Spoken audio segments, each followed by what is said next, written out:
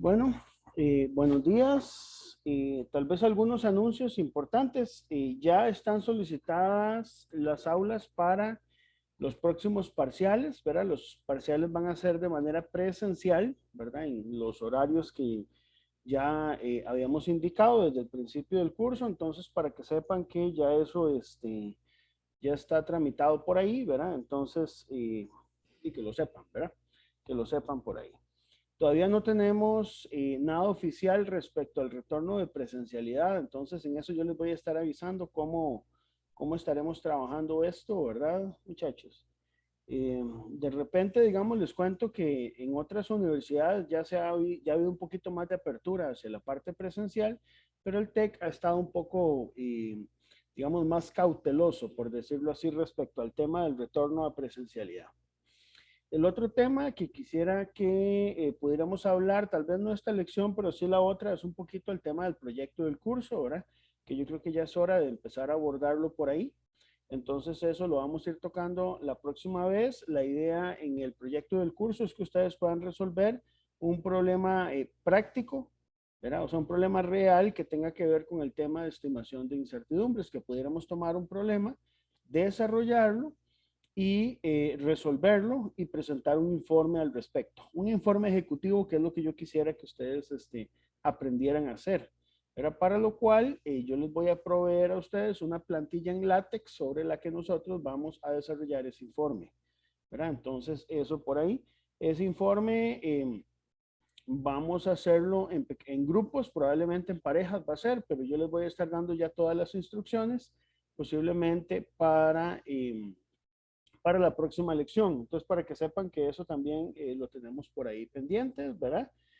Eh, les, eh, les compartí por ahí en Telegram, ¿verdad? Un material correspondiente a lo que es el tema de términos de segundo orden y magnitudes correlacionadas, que yo creo que eso es importante, ¿verdad? Ese tema siempre es como abstracto, ¿verdad?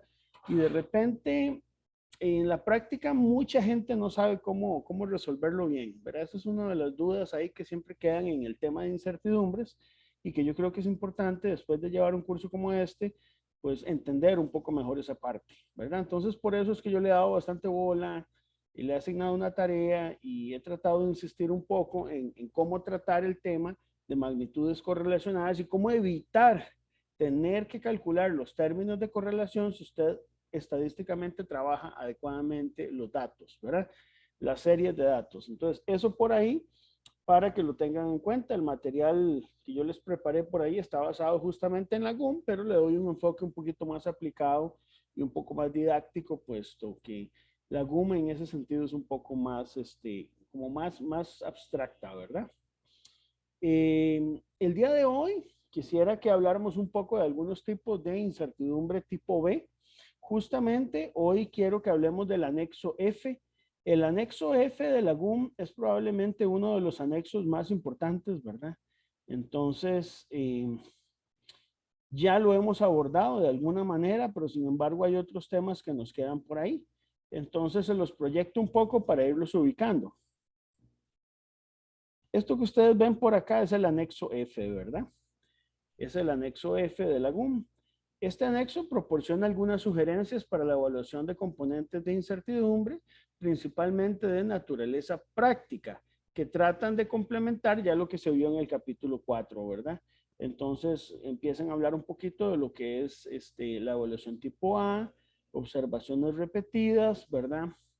Lo que hemos hablado la vez pasada de lo que es el ruido, ¿verdad? Cuando una lectura no es estable, que de alguna manera tenemos que meter mano para poder obtener una lectura que pudiera ser estable, ¿verdad?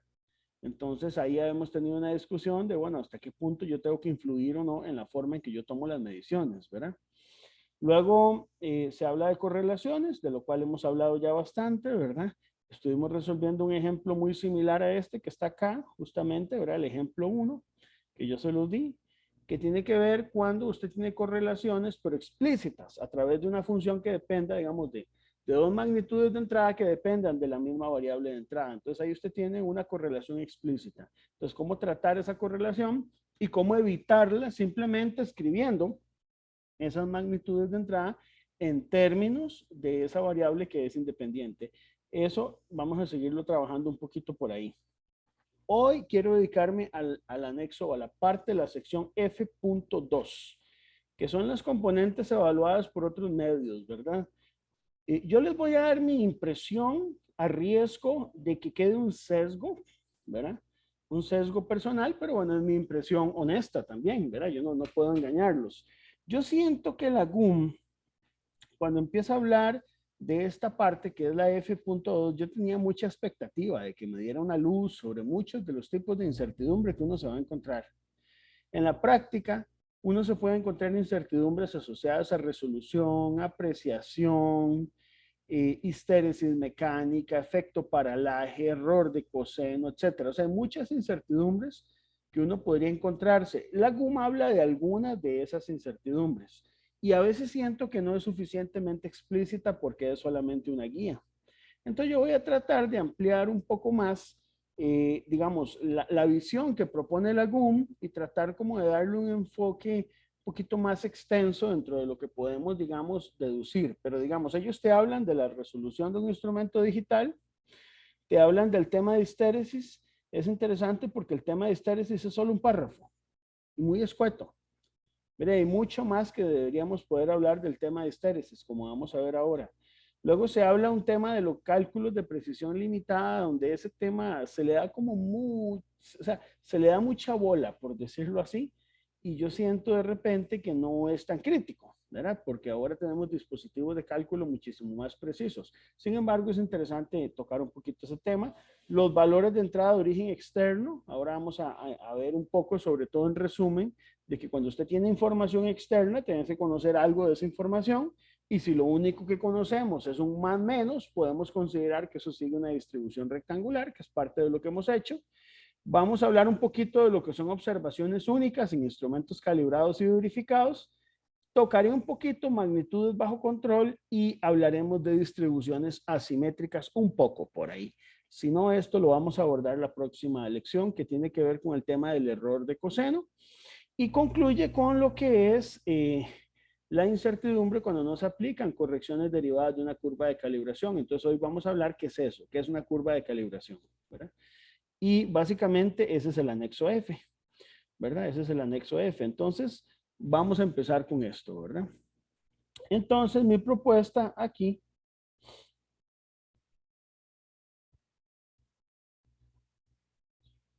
ahí deberían estar viendo el open board, ¿verdad?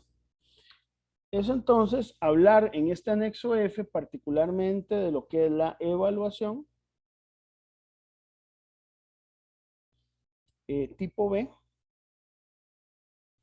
de la incertidumbre estándar. Ya esto lo hemos conocido, pero la idea es ampliarlo un poco más, ¿verdad? Y enfocarlo respecto a la forma en que la GUM lo ve.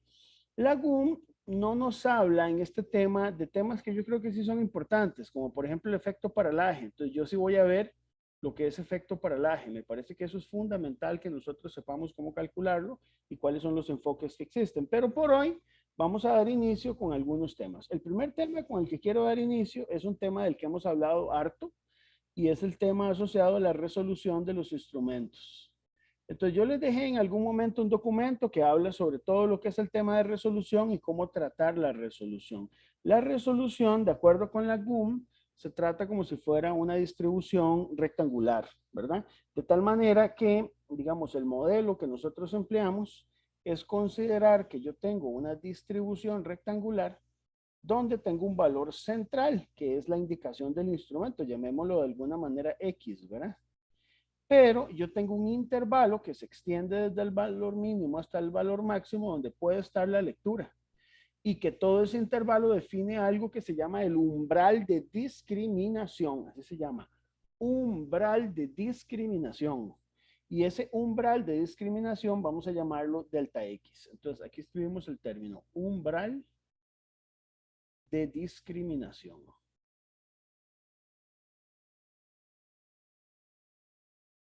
Muy bien. Ok. Entonces, ¿qué pasa? Realmente aquí yo tengo un límite superior. Ese límite superior que yo tengo es el valor del X central más la mitad de este intervalo, ¿verdad? Que yo estoy definiendo, o el rango que yo defino como entre el máximo y mínimo, ¿verdad? Entonces tengo un valor inferior y un valor superior en ese intervalo, ¿verdad? De tal manera que el valor, digamos, asociado al mejor estimador, yo puedo decir que es X, pero tiene asociado un error de la forma delta X entre 2, que es lo que hemos visto hasta el momento, pues con el tema de resolución. Y la incertidumbre estándar asociada a la resolución no es más que el valor del delta X dividido entre raíz de 12. Eso ya lo sabemos, ¿verdad? Entonces, en algún momento yo les había dejado algún video por ahí, ¿verdad? Donde habíamos resuelto un ejemplo.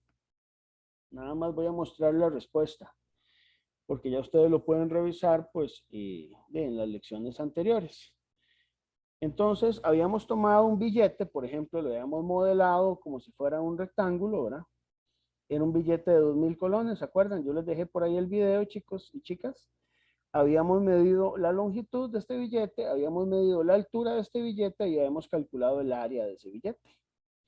Entonces, habíamos medido esto utilizando una regla convencional cuya división de escala era de 0,1 centímetros. Y por lo tanto, el valor del delta X entre 2, en este caso, la división de escala, pues básicamente es el delta X, ¿verdad? Entonces, esto es el delta X. La mitad de ese valor es el 0,05 centímetros. Y entonces, esta longitud, por ejemplo, si nos había dado 13,2, la podíamos escribir como 13,20 más menos 0,5 centímetros. La altura habíamos considerado que era 6,70 más menos la mitad de división de escala, que es lo que me define el rango, digamos, de un intervalo donde podría haberse encontrado el valor convencionalmente verdadero, y con esos dos valores, y sabiendo que el área es la longitud por la altura, habíamos calculado el área, habíamos determinado los coeficientes de sensibilidad, ¿verdad? Y habíamos calculado que la incertidumbre, digamos que la incertidumbre estándar de esta área era de 0,43 centímetros cuadrados, ¿verdad?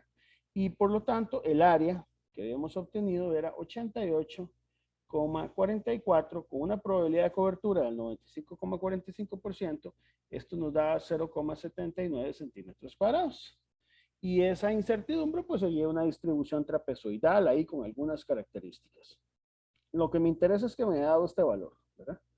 Y este valor está asociado a una apreciación de alguna manera limitada a apreciar a la división de escala de una regla convencional, pero sin hacer una subdivisión mayor, es decir, sin sacarle más resolución al instrumento de medida.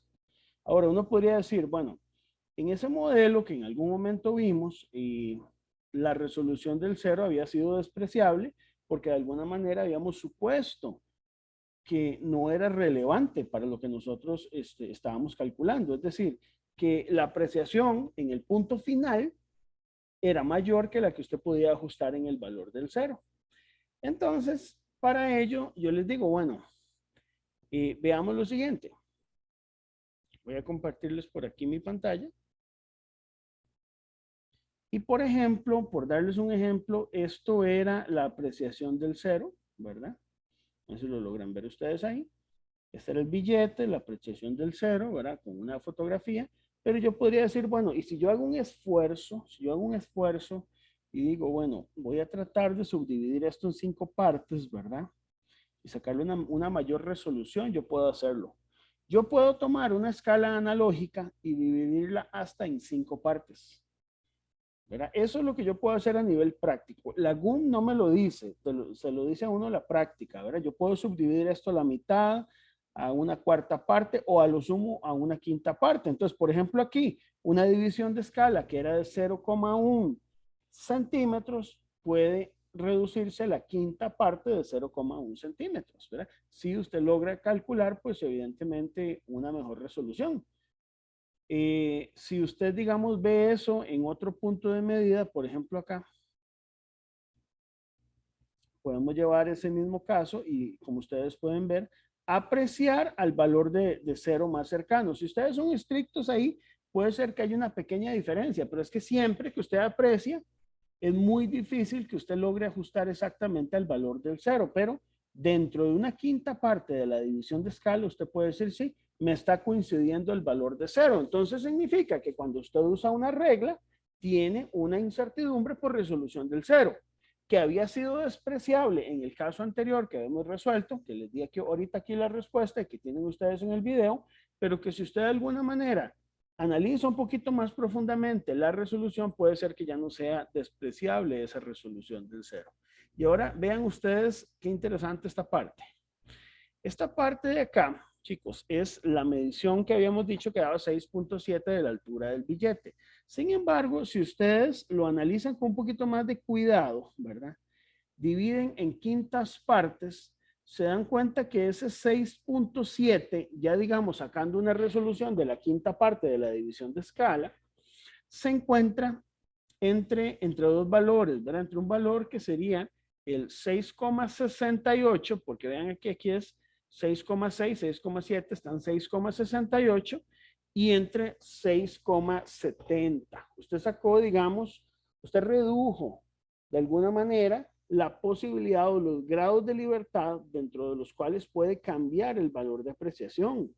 Entonces se encuentra entre 668 y 670, el valor que usted apreciaría para la altura. Entonces, en este caso, un valor de 669, a pesar de que no hay una escala, un valor de 9 aquí, 669, al saber que está entre 668 y 670, podemos hacer una estimación de que el valor es 669 con una incertidumbre de 0,01, es decir, un error asociado a la apreciación de 0,01. Es como que agarráramos la división de escala de la regla y la subdividiéramos en una escala de 5 partes más y tomáramos esta como mi nueva escala de medida.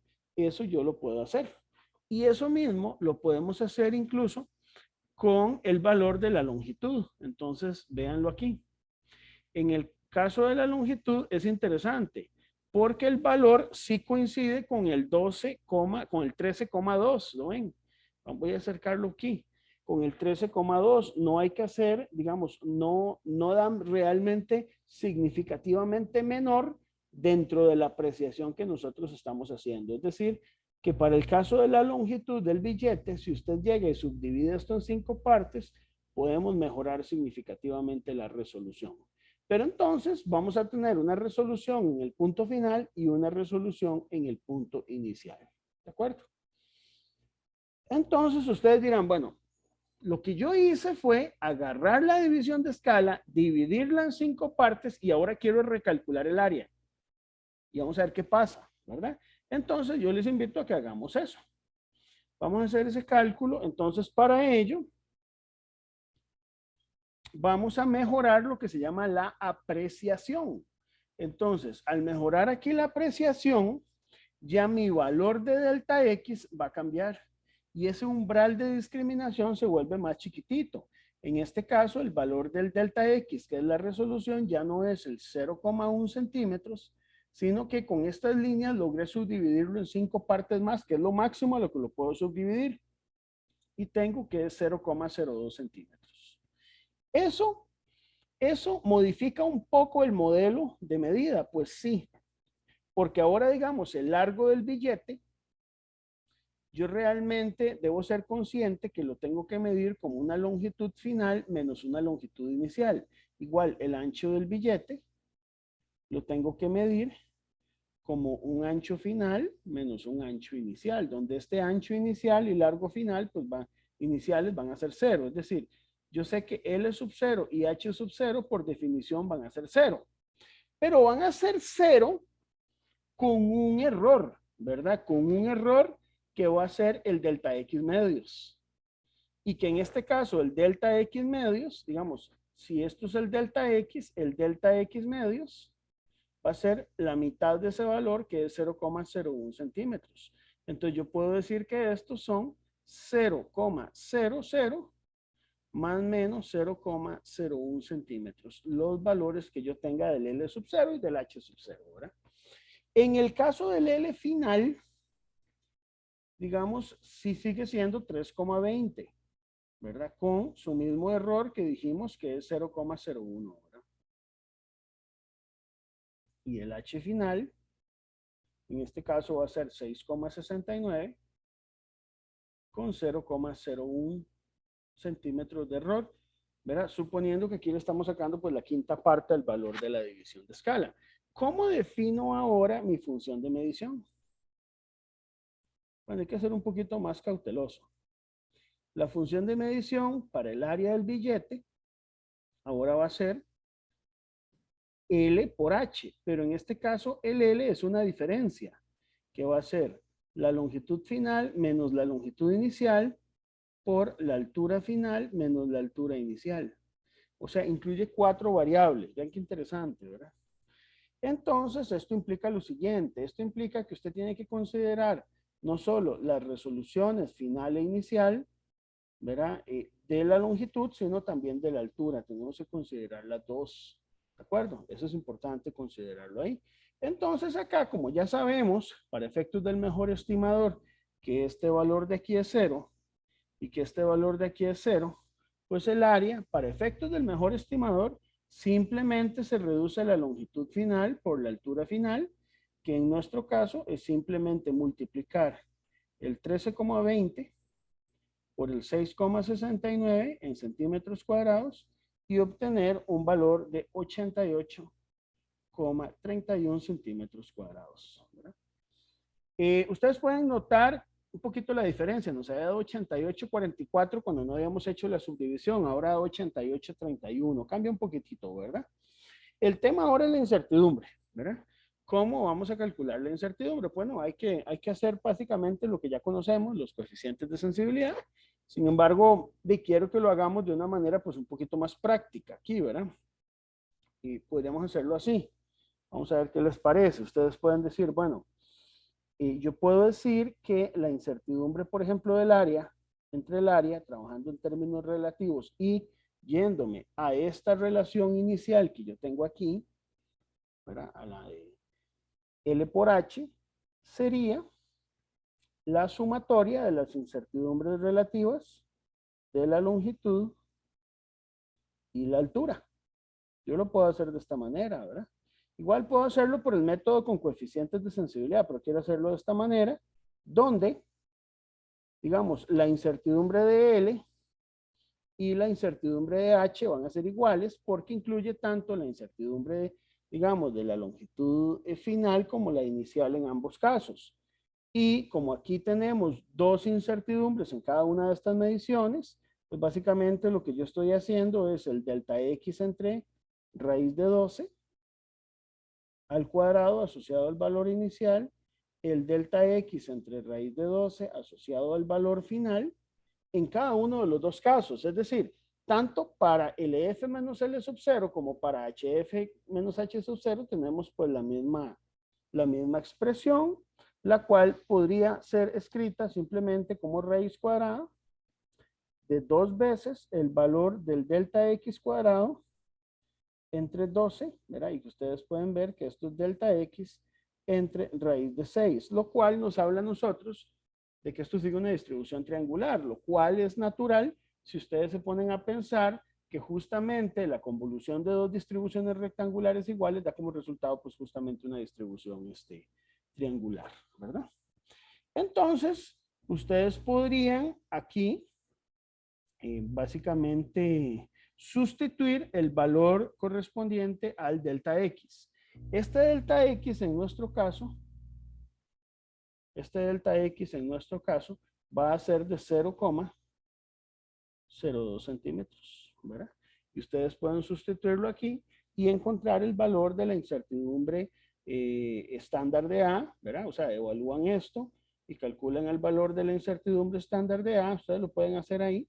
Eso les va a dar 0,12 centímetros cuadrados. Y bueno, aquí viene la pregunta que siempre me hacen, ¿verdad? ¿Sigue esto o no una distribución normal? Sí, sí sigue una distribución normal. Y ahorita vamos a hablar un poquito por qué. Entonces, el factor de cobertura es 2, porque básicamente está la convolución de dos triangulares. Y entonces podemos decir que la incertidumbre expandida, que es K, por la incertidumbre del área, pues da 0,24. Y el reporte entonces del área va a ser 88,31 más menos 0,24 centímetros cuadrados con la condición pues, de que esto es K igual 2 a un 95,45% de probabilidad de cobertura y suponiendo pues que esto sigue una distribución normal, ¿verdad? Esto sería mi respuesta. Esta sería mi respuesta. ¿Cuánto cambia? Bueno, ustedes pueden animarse a comparar esta respuesta con lo que ustedes habían obtenido en el caso anterior, que era 88,44 con 0,79. Hemos reducido la incertidumbre básicamente a una tercera parte, ¿verdad? Y hemos logrado reducir un poco más el sesgo, ¿verdad? Cuando usted llega y subdivide eso hasta en una quinta parte, que es lo máximo a lo que usted lo puede dividir. El resumen de todo esto, usted puede hacer subdivisiones en una escala analógica, sí, las puede hacer. ¿Cuánto es lo máximo que podemos hacer en esa subdivisión? Si usted lo que tiene es solo amplificación, usted tomó una fotografía y amplificó, lo máximo que debería poder tomar esa escala es a una quinta parte. Si ya usted tiene más tecnología, infraestructura para poder sacar una mejor resolución, pues puede hacer uso de ello. Pero si no, no se atrevan a hacer subdivisiones a más de una quinta parte. ¿De acuerdo, muchachos? Y quisiera compartirles por aquí un poquito esto que muestra gráficamente digamos, la comparación entre los dos métodos, ¿verdad? Yo sé que aquí me faltan, digamos, las escalas en el eje vertical, así que les pido ahí, disculpas, aquí debe haber puesto, ¿verdad? Área en centímetros cuadrados. Pero lo que quiero es que vean el valor central. Aquí, ustedes pueden ver este valor central con estas dos barras que implican la incertidumbre expandida a una probabilidad de cobertura del 95,45%. Resulta que ahí, ustedes lo que pueden visualizar es una incertidumbre mayor que la que obtenemos en este segundo método, que es cuando hicimos la subdivisión. Se modifica un poquito el valor del área, pero logramos obtener una mayor precisión en cuanto a lo que es la incertidumbre. Se reduce bastante bien, ¿verdad? Si ustedes ya quisieran reducir más esa incertidumbre, pues sí necesitaríamos más tecnología para poder hacer una mejor apreciación. Pero entonces vean que vale la pena hacer una inversión en esa apreciación para poder obtener una incertidumbre pues de mayor calidad, ¿verdad? Que es básicamente, como les decía, la tercera parte de lo que nosotros estuvimos obteniendo. Ok, ¿estamos de acuerdo hasta ahí entonces, chicos? Ok. Y no sé si hay una pregunta en esta primera parte. Bueno, vamos entonces a seguir. Entonces, eso es lo que yo quería mencionar un poco de lo que es el tema de, eh, digamos, en general, resolución, ¿verdad? Hay otras cositas por ahí que me interesa ver, digamos, uno podría tal vez preguntarse, bueno, ¿cómo sé yo si estoy obteniendo valores adecuados o no, digamos, en lo que corresponde a, digamos, al cumplimiento del teorema de límite central? Entonces también quería mostrarles esto. Existen metodologías como por ejemplo las metodologías de simulación por Monte Carlo. Ese tipo de metodologías lo que hacen es básicamente que usted toma una distribución de probabilidad y empieza a tomar valores aleatorios de una manera ordenada. Por ejemplo, si usted tiene una distribución rectangular, usted puede tomar valores aleatorios de esa distribución rectangular y ver cómo se comportan en la función final. Entonces, quería compartirles lo siguiente. Yo por aquí me di la tarea de, vamos a ver si lo logramos ver. Vamos a ver si lo logramos ver. Ustedes me van a confirmar. Ahí tienen que ver una hojita de Excel, ¿verdad? Ustedes ahí ven una hojita de Excel. En esta hojita de Excel, pues aquí estaba el ejercicio original, es decir, sin haber sacado la quinta parte de las incertidumbres, donde estaba pues la predominancia de dos distribuciones que son rectangulares y queda esta incertidumbre estándar combinada en el área, ¿verdad? Entonces uno podría plantear un enfoque de la siguiente manera, ¿verdad? Vamos a ver. Este enfoque que les planteo es el siguiente. Yo aquí tengo el valor, este es el ejercicio, digamos, sin haber hecho la subdivisión a la quinta parte de la división de escala, es decir, tomando en cuenta que la resolución que yo tengo en mi instrumento de medida está asociada a la división de escala misma de la regla, ¿verdad? Y que puedo hacer apreciaciones a lo sumo a la mitad de ella. Entonces, me he dado 6,7 centímetros y 3,2 centímetros, ¿verdad? Ahí está. Y esto pues me da un área. El área es básicamente, podría ser el producto de estas dos. Pero bueno, no le prestemos atención a estos valores. Lo que yo quiero que vean es, bueno, yo puedo agarrar este valor de H, que es 6,7, y asignarle una distribución de probabilidad. Existe una función en Excel que se llama la función aleatorio. No sé si ustedes alguna vez la han utilizado. La función aleatorio lo que hace es que si yo le doy aleatorio, ella me tira un valor aleatorio que se encuentra entre 0 y 1. ¿Lo ven? Por ejemplo, aquí me tira 0,2589. Si yo la corro de nuevo 0,13. Si la corro de nuevo, no sé, ahí me da, bueno, me dando valores 0,844 que cambian entre 0 y 1. Yo puedo aprovechar porque esa función sigue una distribución uniforme, ¿verdad? Entonces yo puedo tomar, por ejemplo, el valor de la altura que me da 6,7, le resto 0,05, ¿verdad? Y le sumo el valor de esa variable aleatoria entre 10 para ajustarlo a la resolución del instrumento. Eso me va a permitir generar una función aleatoria, ¿verdad? Donde yo tengo los valores que cambian entre 6,65 y 6,75, que es básicamente lo que yo tendría de una distribución rectangular. Y esa función la repito de las veces que ustedes quieran. Yo esto lo repetí más o menos unas 200,000 veces, ¿verdad?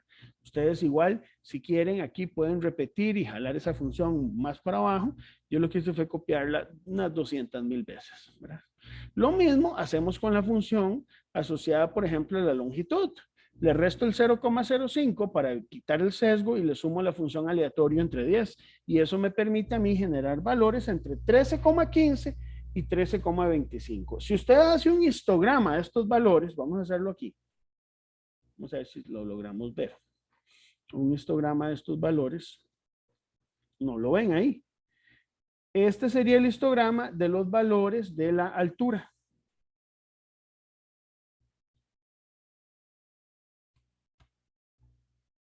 Ven que sigue una distribución uniforme, ¿verdad? Sigue una distribución uniforme. Ustedes también podrían insertar un histograma con los valores de la longitud. ¿Verdad? Y ahí también lo pueden, pueden ver que es y también una longitud uniforme, ¿verdad? Entre más sea la cantidad de datos que ustedes incluyan, evidentemente la forma del histograma va a mejorar un poquito, ¿verdad? Aunque no lo crean, 200,000 datos es poco en una simulación, ¿verdad? Si usted logra hacer una rutina ahí, por ejemplo en Python, usted podría generar millones de datos, ¿verdad? Entonces realmente un valor como este sigue siendo relativamente modesto, si quieren, digamos, verlo de esa manera. Ahora, aquí los valores, nótese que cambian entre 6,65 y 6,75, que es básicamente lo que el intervalo me está definiendo por acá. Y el de 3,2 varían entre 3,15 y entre 13,15 y 13,25. Ahora, ¿qué creen ustedes? Yo puedo generar una tercera columna que sea simplemente el producto de longitud por ancho, es decir, largo por ancho. Y eso me da un área. Y esa área la repito para los 200,000 valores, ¿verdad? Si yo llego y repito, digamos, si yo llego y repito eso y construyo el histograma, eso debería ser una distribución que fuera de trapezoidal. Si ustedes construyen el histograma es interesante porque ven que ahí pueden salir de dudas si se cumple o no el teorema del límite central. Entonces, una forma también de analizar el cumplimiento del teorema del límite central es esta. Ven qué bonito. Aquí ustedes pueden ver el área que sigue una distribución trapezoidal, ¿verdad? Donde ahí podemos ver claramente la forma de la distribución trapezoidal. Si alguien quiere ser un poquito más fino, puede en vez de utilizar 200,000 datos, usar más datos, ¿verdad? Ahí usted tiene más columnas en Excel o busca algún otro tipo de software que le permita pues mejorar ahí el cálculo, ¿verdad? Ahora, si usted quiere saber el mejor estimador del área, yo aquí lo calculé, es el promedio de toda la columna de valores de área, que me da 8844, y la desviación estándar muestral de todos esos valores te da 0,43, que esos valores van a coincidir con los valores que habíamos obtenido pues por el método convencional que era 0,44 y la incertidumbre estándar que era 0,43 daba igual. Esta después, evidentemente, hay que multiplicarla por el factor de cobertura, que corresponda a la distribución trapezoidal, y ya eso nos daba 0,79, ¿verdad? Si ese mismo cálculo ustedes lo realizan, por ejemplo, para el segundo caso, donde ahora estamos midiendo 6,69 y 13,20, en el cual nosotros estamos básicamente subdividiendo a la quinta parte la resolución, entonces aquí ustedes pueden ajustar el valor de la función aleatorio. Le restan el 0,01 para evitar el sesgo y ahora no solo es dividir entre 10, sino entre 5, ¿verdad? Entre 10 y entre 5 porque estamos dividiendo en una quinta parte, tanto para el caso de la altura como de la longitud. ¿Lo ven? Y entonces, además de estos valores de altura y longitud, yo tengo que incluir los valores de las longitudes del cero en longitud y altura, que no son más que una, digamos, un error de cero más menos un delta X medios. Entonces, por eso es que debo incluir estas dos partes, porque en el caso anterior, el posicionamiento del cero era despreciable, pero ahora no. Y entonces ahora programo la función. Por ejemplo, yo digo, esta va a ser el alto, ¿verdad? O la altura, digamos, menos la altura sub cero, multiplicado por la longitud menos la longitud sub cero. Y lo que hago es jalar esa función para 200,000 valores, los que ustedes quieren, los promedian, les calculan la desviación estándar y van a obtener exactamente los mismos valores que habíamos obtenido en el caso, digamos, del cálculo que hicimos manualmente, donde habíamos obtenido justamente un promedio de 88,31 y de 0,12 en la incertidumbre estándar. Ahora, si usted quiere, digamos, esta es la incertidumbre estándar, pues la incertidumbre estándar, no la expandida, y este es el área. Ahora, si usted lo que quiere aquí es ver si sigue o no una distribución normal, que puede ser que usted todavía tenga duda de eso, ¿verdad? Usted puede tomar, por ejemplo, esta área de aquí e insertar, por ejemplo, un histograma. Y pueden ver, vean qué bonito el histograma, ¿verdad? Si ustedes ven el histograma del área, ese histograma del área de repente ya parece seguir una distribución normal, ¿verdad? Yo sí les digo, no se queden solamente con la forma está muy bonita y bueno, ya el conocimiento que ustedes tienen del teorema del límite central, pues les dice que eso sigue una distribución normal. Pero si alguien quiere, puede hacer una prueba de chi cuadrado, una de Kolmogorov-Smirnov, una de Anderson-Darling, lo que quieran ustedes, y entonces pueden demostrar de una manera más objetiva también que esos datos siguen una distribución normal, ¿verdad? Entonces, no sé, véanlo así. Yo, cuando entré en este tema, yo siempre fui como un poco escéptico, ¿verdad? Pues yo decía, ¿cómo es posible que, por ejemplo, yo aquí agarre este valor, que se llama la longitud, ¿verdad? Y iba uno por uno, yo, ¿verdad? O sea, decía, voy a construir el histograma, confirmo que es normal, que es uniforme, ¿verdad? Es una distribución rectangular. Si tomo estos datos, sigue siendo rectangular, ¿lo ven? Los ceros siguen siendo rectangulares ambos. Y sin embargo, la convolución de todo esto sigue siendo, es una distribución normal, ¿verdad? Entonces, a ver, eso es algo que de repente en el teorema del límite central uno lo sabe, pero sentirlo de alguna manera, es decir, convencerse desde el punto de vista ya personal y espiritual de que eso es así, podemos hacerlo justamente a partir de simulaciones. Y esta es una de las formas en que uno puede realizar ese tipo de simulaciones, ¿verdad? Entonces, ¿qué hemos aprendido con esto? Hemos aprendido que Excel nos permite a nosotros generar fácilmente distribuciones que sean uniformes, pero también con la programación adecuada usted puede generar distribuciones que sean triangulares, distribuciones que sean normales, ¿verdad? Y hacer uso de Excel justamente para poder validar las incertidumbres. Eso es un método en el que usted puede validar también un cálculo de incertidumbres.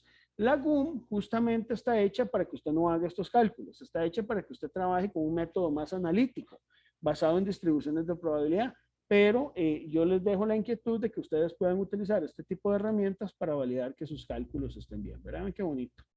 Sinceramente a mí siempre me ha llamado la atención esto, ¿verdad? De que uno puede visualizar con herramientas muy sencillas y con la parte pues conceptual ahí el cumplimiento del teorema del límite central, ¿verdad? ¿Está? No sé si hay alguna pregunta hasta aquí con esto, este primer punto de la resolución. Profe, ¿Sí? disculpe, yo me perdí un segundo en la fórmula que había usado, creo que en la primera hoja. En la que nos primera, enseñó. vamos a ver, en esta Sí, de aquí. ajá, cuando usted resta ese 0,05 que le mencioné que es para eliminar el sesgo, me quedo ahí como con la duda Ok, de cómo es vamos que a estamos explicarlo. eliminando ese sesgo. Tienes toda la razón, tal vez vamos entonces a explicarlo mejor. Vamos a ver. El tema es el siguiente. La función aleatorio por sí misma lo que me hace es que me genera un valor aleatorio que se encuentre entre 0 y entre 1, ¿verdad? Es decir, me da un valor que varía entre 0,0 hasta 0,99999 hasta 1 máximo, ¿verdad? Si yo lo divido esa función aleatorio entre 10, lo que yo voy a hacer es que ese valor aleatorio me cambie entre 0 y 0,1. ¿De acuerdo? Pero yo lo que me di fue 6,7. Si yo esta función 6,7, si yo esta función 6,7 únicamente le sumara en la función aleatorio entre 10, lo que hace es que me le suma al valor de 6,7 un valor de distribución de probabilidad que puede ir desde 6,7 hasta 6,8. Y no es lo que yo quiero. No es lo que yo quiero, porque yo lo que quiero es básicamente un valor que varía entre 6,65 y 6,75. Entonces, lo que yo tengo que hacer aquí es restarle la mitad de ese intervalo para que ahora sí me genere un valor que puede estar entre 6,65 y 6,75. No sé si me explico mejor con eso.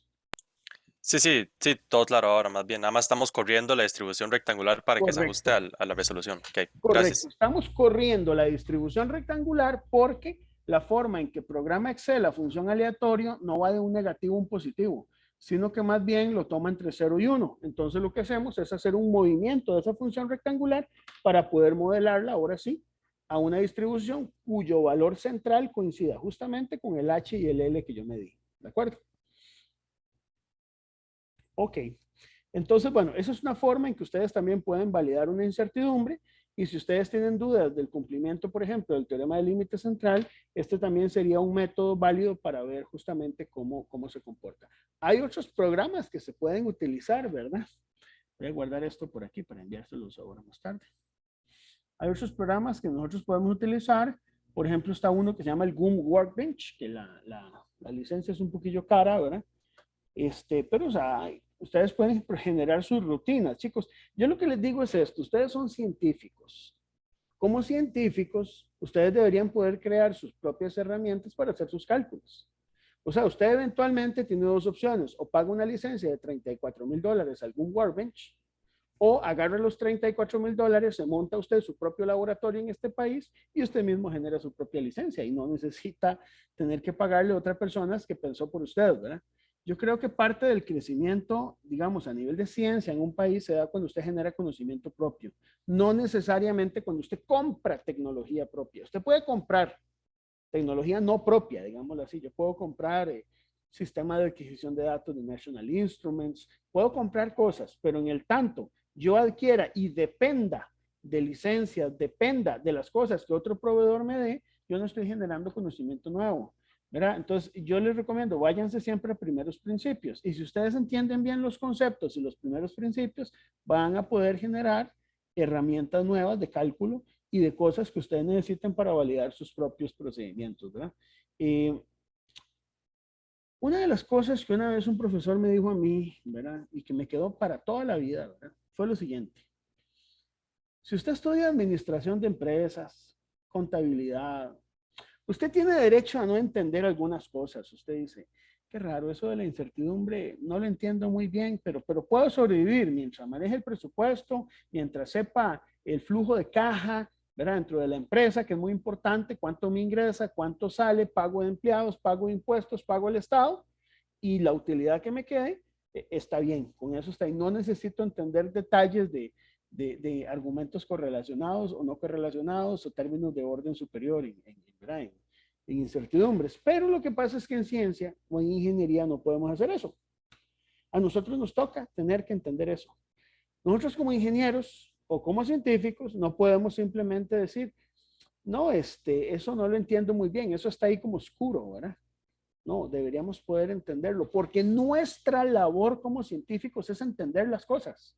es poder explicarlas, es poder modificarlas y poder crearlas.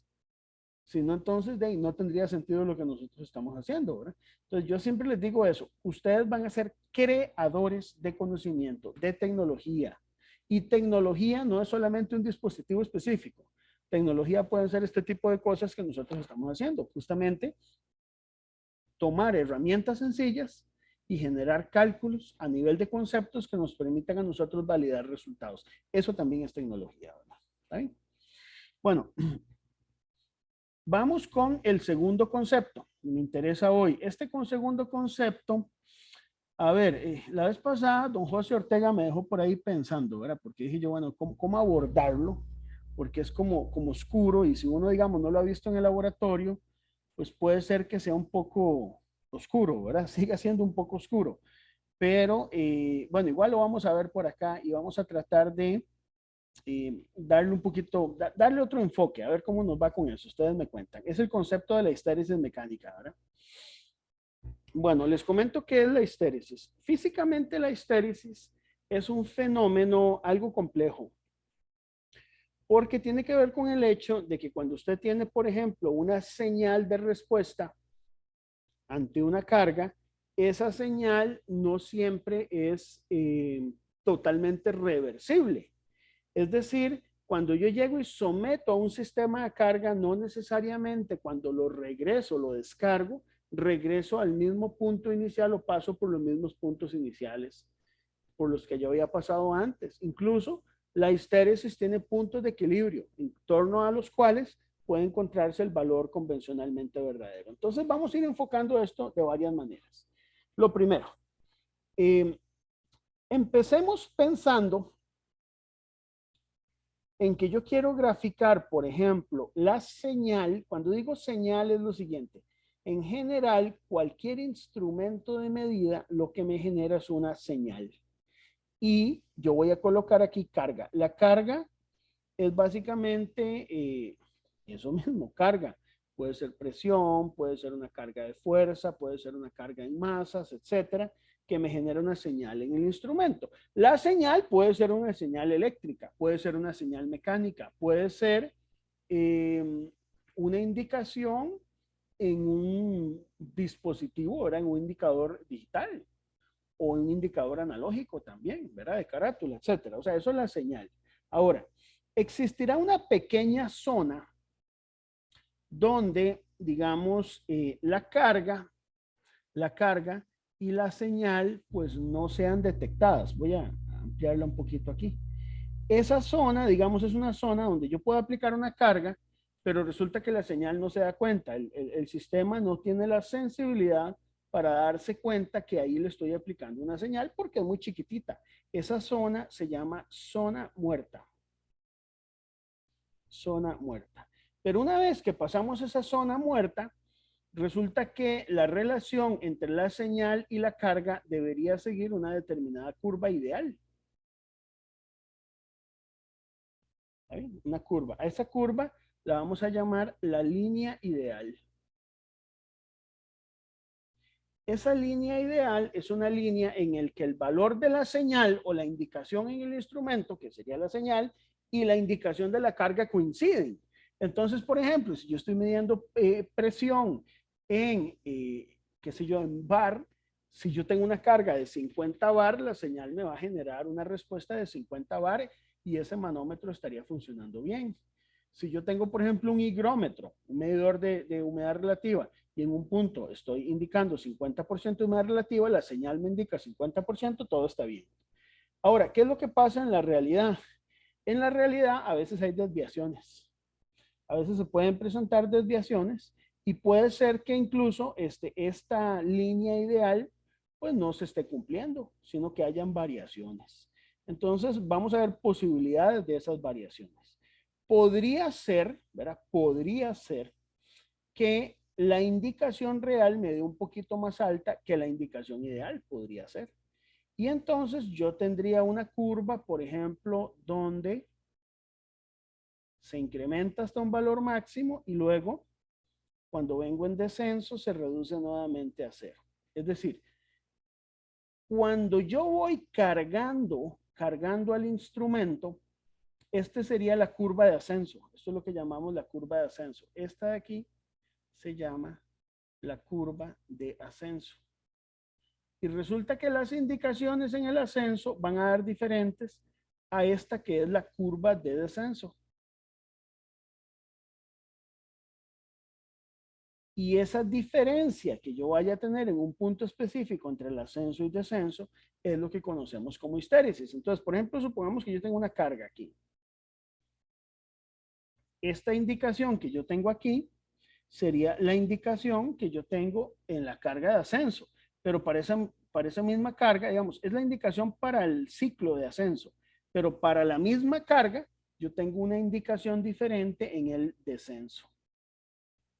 ¿Ok? Entonces, digamos que acá voy a tener una indicación durante el ciclo de descenso y una indicación durante el ciclo de ascenso. Y la diferencia que yo tenga entre estas dos se conoce con el nombre de histéresis. Histéresis mecánica le llaman algunos, ¿verdad? Pero eso es lo que se llama histéresis. Entonces, hay un problema con la histéresis, chicos y chicas, que es que usualmente yo no sé si yo estoy en la carrera de ascenso o descenso. Yo estoy utilizando un instrumento, yo no sé si estoy en la carrera de ascenso o descenso. Ahora usted puede decir, bueno, yo voy a ser un metrólogo bien cuidadoso y me voy a fijar si estoy midiendo en carrera de ascenso o si estoy midiendo en carrera de descenso, registrando los valores anteriores a mi carga, pero sigo teniendo un problema. Resulta que la curva de histéresis, para que se cumpla tal cual está aquí, yo debo haber llevado esta carga hasta el valor máximo. Resulta que este instrumento de medida va, digamos, para que esta curva sea válida, debo haberlo llevado hasta la capacidad máxima. Y esto que yo tengo de aquí, desde la zona muerta hasta la capacidad máxima, es lo que llamo el rango máximo de operación. Entonces, ¿qué pasa, por ejemplo, si usted este instrumento no lo lleva hasta la capacidad máxima para luego reproducir el ciclo de descenso? Bueno, que la indicación de descenso ya no coincide con esta que usted obtuvo en el ciclo máximo. Ya implica un problema.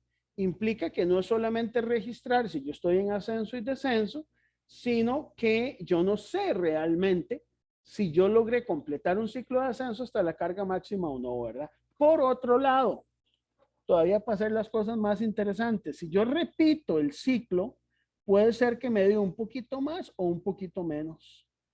Es decir, yo tengo un rango en el cual yo puedo obtener otros valores distintos en las cargas de ascenso y descenso, y por lo tanto significa que hay una repetibilidad asociada a los ciclos de ascenso y descenso. Entonces ya ahí tengo un problema, ¿verdad?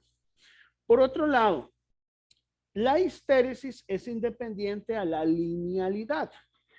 Digamos, la línea ideal es donde debería estar marcando el instrumento. Si el instrumento, como en este caso, está marcando más de la línea ideal, tengo un problema de no linealidad, donde la no linealidad, por ejemplo, es diferente en el caso del ascenso que en el descenso. Entonces, por decirles algo, aquí, en un punto determinado, en este que yo tengo aquí, esta diferencia que yo tengo aquí, esto es la no linealidad en la carrera de ascenso. Pero vean que la diferencia que yo tenga de aquí hasta acá es mucho mayor. Esta más bien es la no linealidad en la carrera de descenso. ¿Ven? Entonces, ¿qué propone la GUM? La GUM, digamos, no se complica mucho. Es una guía, ¿verdad? Es una guía, sí te dice algunas cosas, ¿verdad? Digamos, hay cosas que uno, por sentido común, sabe. La primera es que no es posible. Esto no lo dice la GUM, sino lo dice en un curso de mecánica del sólido responsable, ¿verdad? Si ustedes ya lo llevaron, tuvieron que haberles hablado de esto, ¿verdad? Que no es posible compensar la histéresis. Digamos, de manera práctica es muy difícil compensar la histéresis. Entonces, eso no es posible hacerlo.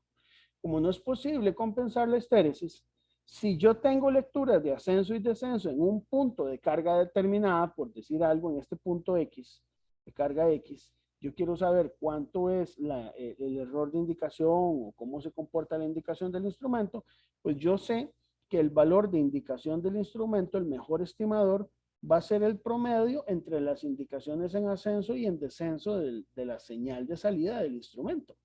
Ese es el mejor estimador para esa indicación. O sea, el valor que está en medio del ascenso y el descenso va a ser un mejor estimador para la indicación del instrumento. ¿Ok? Ahora, la incertidumbre por histéresis mecánica, ¿cómo la vamos a calcular?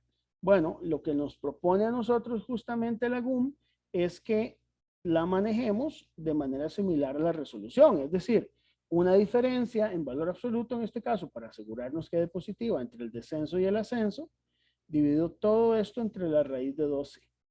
Suponiendo entonces que lo que tenemos es una distribución rectangular, muchachos y muchachas, donde el valor, por ejemplo, máximo puede ser la indicación de descenso. El valor mínimo es la indicación de ascenso, ¿verdad?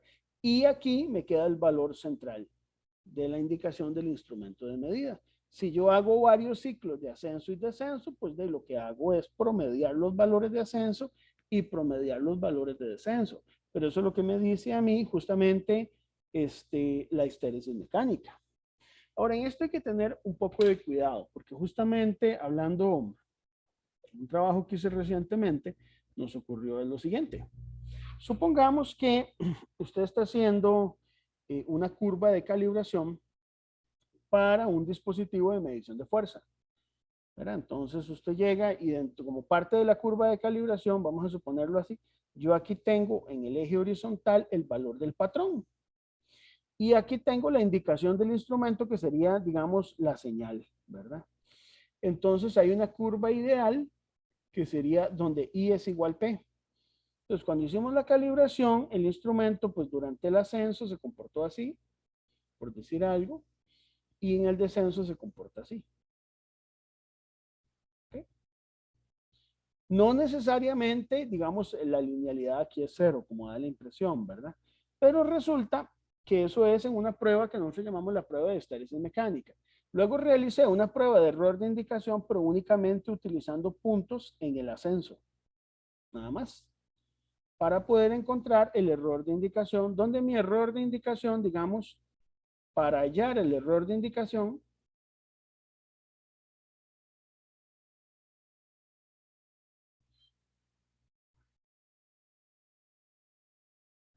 se tomaron solo los puntos de ascenso.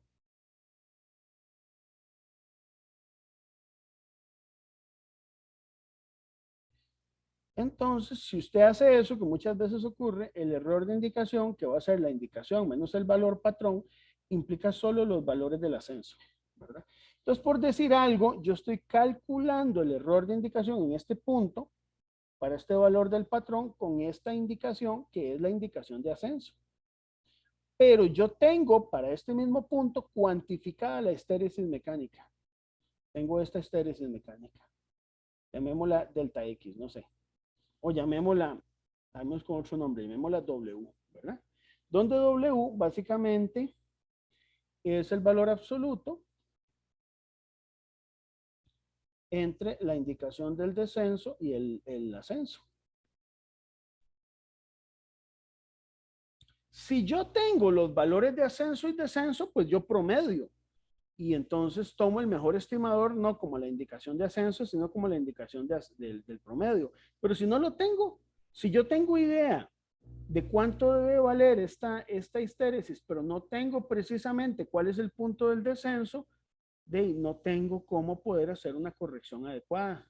Entonces hay que pensarlo ahí un poco, ¿verdad?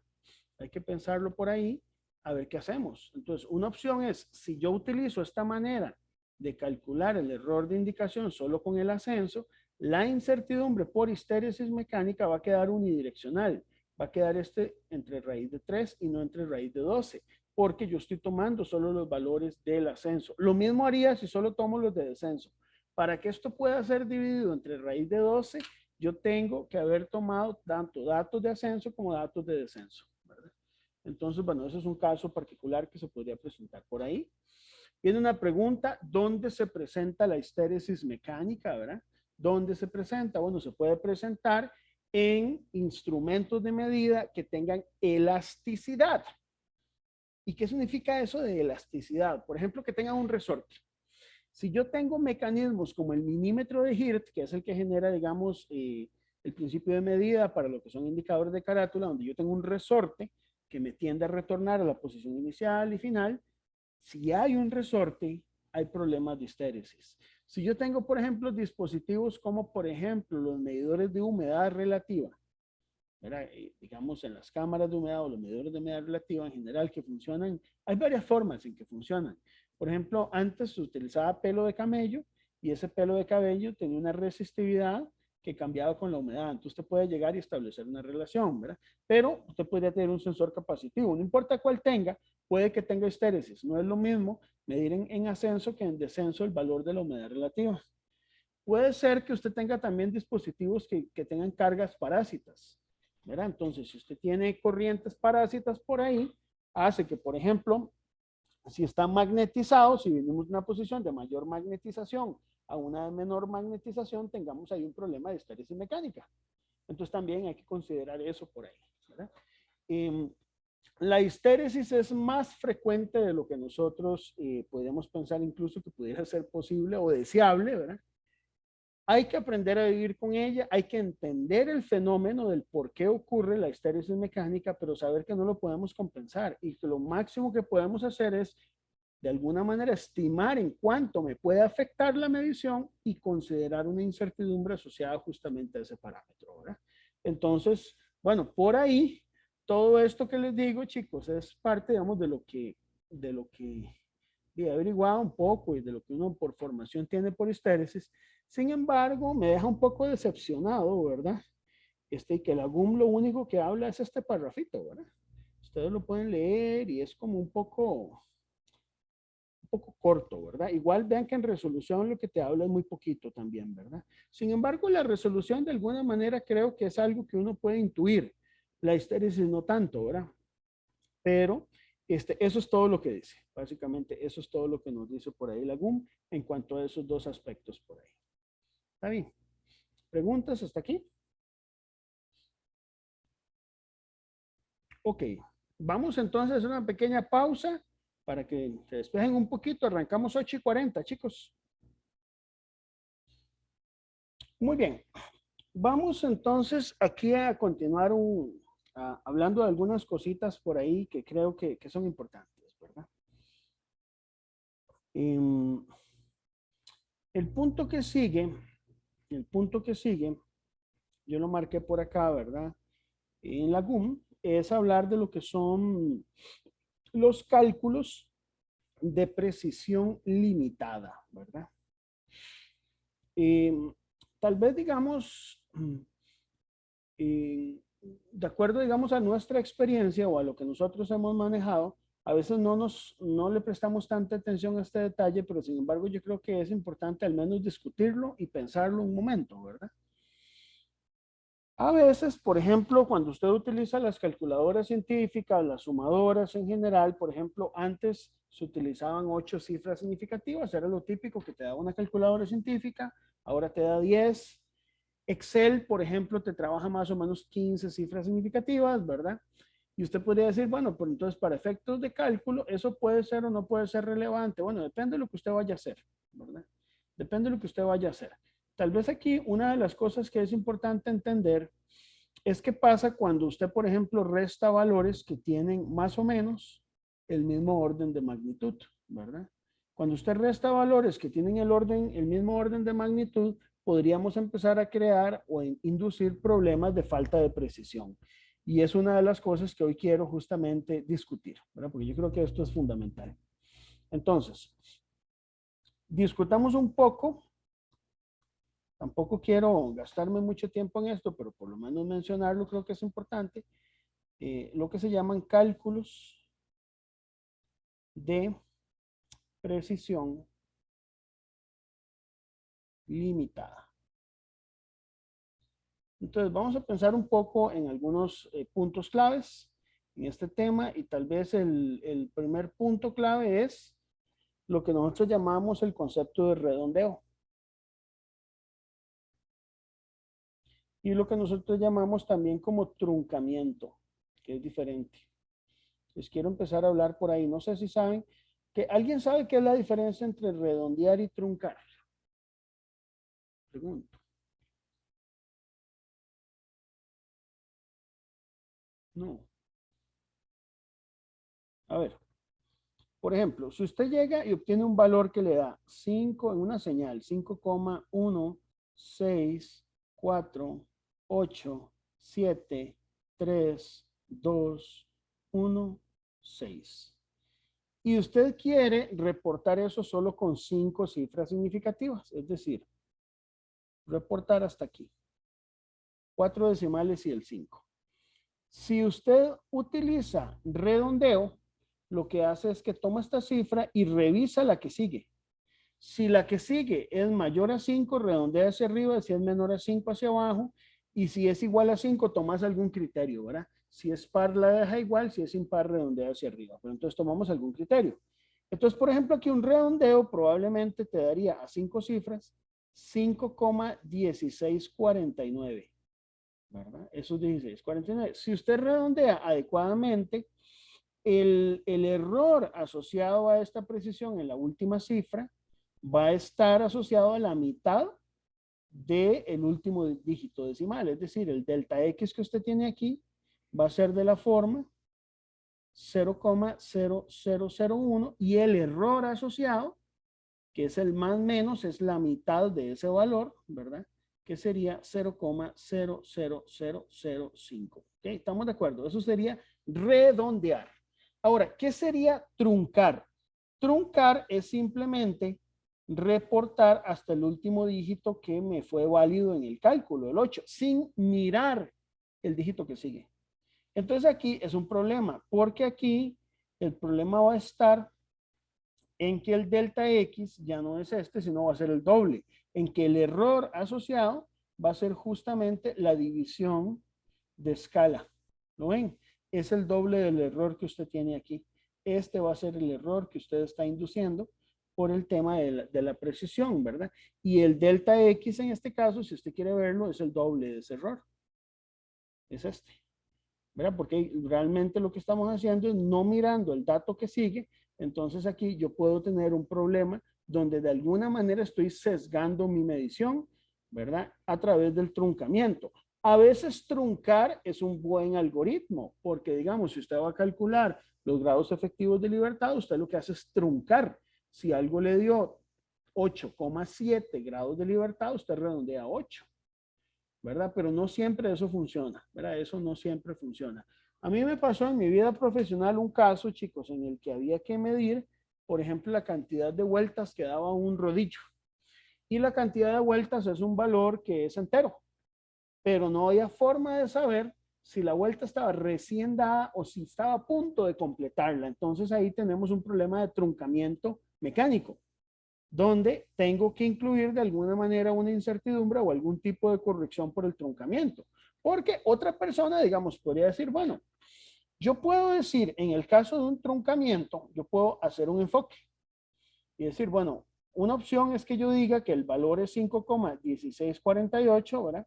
Más menos 0,0001. Eso es una opción. Pero otra opción, yo quiero ser un poquito pues, más preciso ahí, decir, bueno, como yo sé que estoy truncando, digamos, pongamos un dígito llamado 5. Y de alguna manera,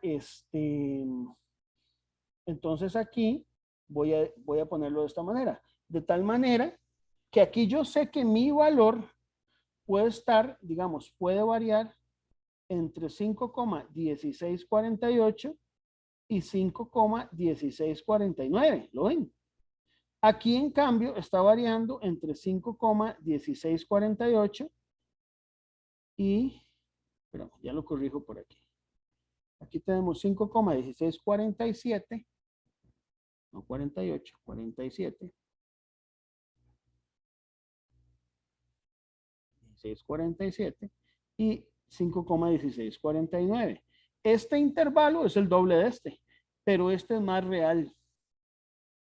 Es más real porque aquí, de alguna manera, yo estoy obteniendo un valor más real respecto a lo que está ocurriendo dentro del truncamiento. En cambio, este no. Este es menos real, pero más conservador. Un cálculo más conservador, el problema que genera es que puede ser que innecesariamente está haciendo que mi incertidumbre se incremente de una manera no adecuada. Entonces, ¿por qué todo esto es importante? Porque es importante ver, por ejemplo, cómo funcionan los instrumentos digitales, cómo está discriminando un instrumento digital. Cuando el instrumento llega al cero y usted empieza a moverlo, ¿cuándo empieza a tomar la primera división de escala? ¿Está haciendo redondeo o está haciendo truncamiento? Si usted toma, por ejemplo, las calculadorcitas viejas de las sumadoras, muchas de ellas trabajan con sistemas de truncamiento y no con redondeo. Si usted toma, por ejemplo, las calculadoras científicas, estas de bolsillo, usualmente ellas despliegan una cierta cantidad de cifras decimales, por ejemplo 8 o 10, pero hay 2 o 3 cifras que ella mete adicionalmente que usted no las ve, pero es justamente para evitar ese tipo de problemas de redondeo, ¿verdad?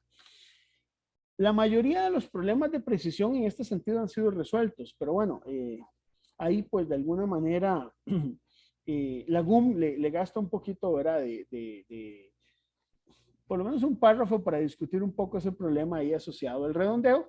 Y bueno, evidentemente el enfoque que la GUM propone, ¿cuál es? Bueno, el enfoque que propone, digamos que no debería ser algo que nos sorprenda, es considerar que la distribución es rectangular, ¿verdad? Es lo que considera por ahí. Y bueno, 1 entre raíz de 12, esto sería 0,29 veces el valor del delta X, ¿verdad? Entonces, bueno, eso por ahí. Luego, no sé, no hay mucho más interesante que yo pueda decirles con respecto a eso, nada más que, bueno, lo consideren, justamente porque la GUM está por ahí. Ahora, dentro de esta parte del anexo F se habla también de lo que son valores de entrada de origen externo. Esto, vamos a comentarlo, ¿verdad?